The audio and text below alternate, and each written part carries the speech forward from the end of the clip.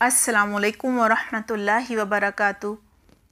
رب اشرح لی صدری ویسر لی امری واحلل عقدۃ من لسانی یفقہوا قولی رب زدنی علما اللہم فقہنا فی الدین آمین۔ جی پیارے بچوں، کیا حال ہے آپ سب کا؟ امید کرتی ہوں آپ سب بالکل خیریت سے ہوں گے۔ دعا ہے اللہ سبحانہ تعالیٰ آپ کے ہر کام میں بہت ساری برکت ڈال دے۔ جی بچوں، آج ہماری کہانی بھی برکت کے بارے میں ہے۔ آئیے جانتے ہیں برکت کسے کہتے ہیں۔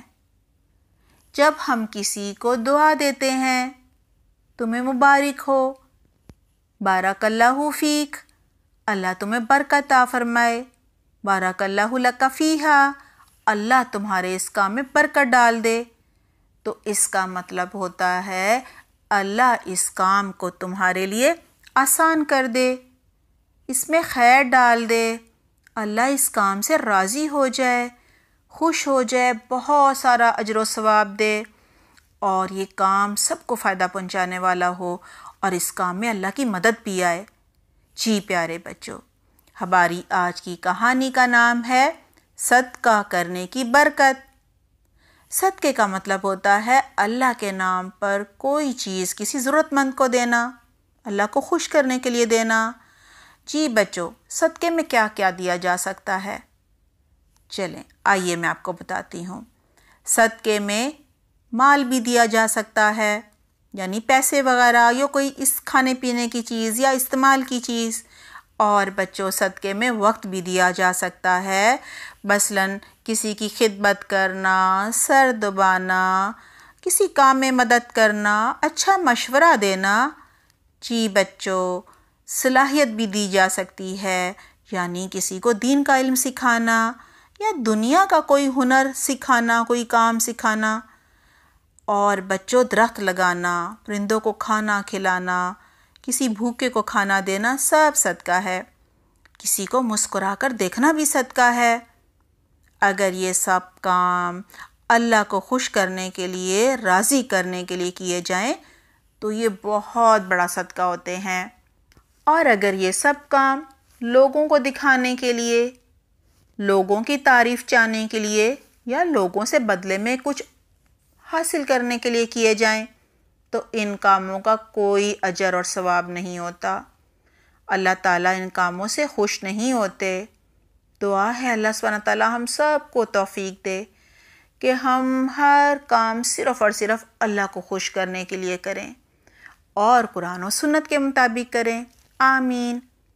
جی پیارے بچوں، صحیح مسلم کی حدیث نمبر 2984 میں حضرت ابو ہریرہ رضی اللہ عنہ سے روایت ہے، یعنی وہ کہتے ہیں کہ محمد صلی اللہ علیہ وآلہ وسلم نے فرمایا، ایک آدمی صحرا میں جا رہا تھا کہ اس نے بادل میں سے آواز سنی، یعنی بادل بول رہا تھا۔ جی بچوں، بادل کہہ رہا تھا کہ فلاں شخص کے باغ کو جا کر پانی دے دو۔ یہ سنتے ہی بادل کا ایک ٹکڑا الگ ہوا اور اس نے اپنا سارا پانی ایک چٹان پر ڈال دیا۔ ایک نالے نے یہ سارا پانی اکٹھا کیا اور بہنے لگ گیا۔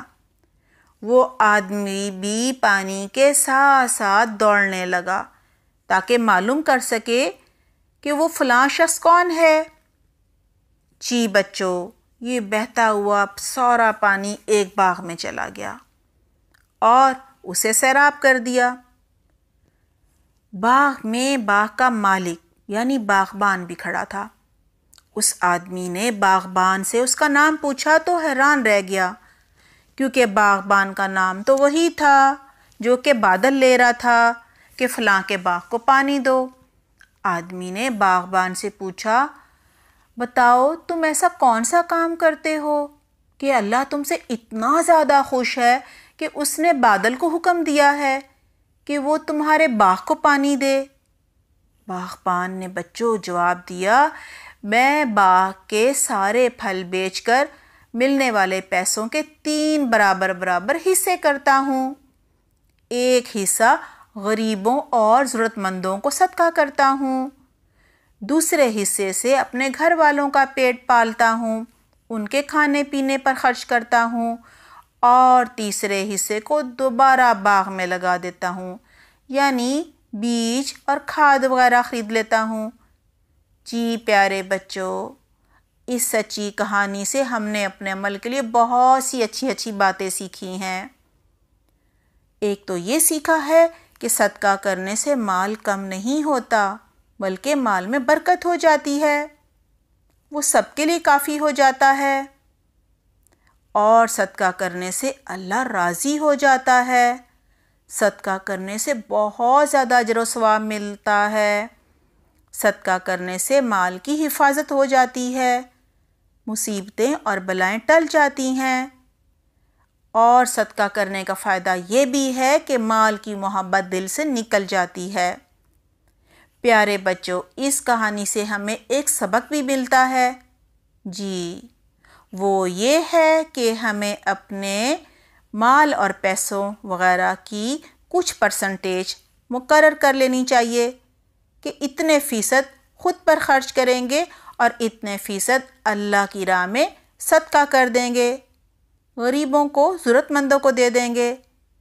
جی پیارے بچوں، اگر آپ کو 100 روپے پاکٹ منی یعنی جیب خرچ ملتا ہے تو 10 یا 20 روپے صدقہ کر دینے چاہیے۔ جی بچوں، صدقہ کرنے کے ڈھیر سارے فائدوں کے ساتھ ساتھ سب سے بڑا فائدہ یہ ہوتا ہے کہ دل کو سکون، اطمینان اور خوشی بھی حاصل ہوتی ہے۔ امید کرتی ہوں آپ سب کو آج کی کہانی بہت اچھی لگی ہوگی، اور اب آپ لوگ خوشی خوشی صدقہ کریں گے اور بہت سارا اجر کمائیں گے اور جنت میں بڑے بڑے محلات بنائیں گے۔ انشاءاللہ اگلی دفعہ ایک نئی کہانی کے ساتھ ملیں گے۔ جب تک اپنا بہت خیال رکھیے گا۔ سبحانک اللہم و بحمدک، نشہد ان لا الہ الا انت، نستغفرک و نتوب الیک۔ والسلام علیکم ورحمۃ اللہ وبرکاتہ۔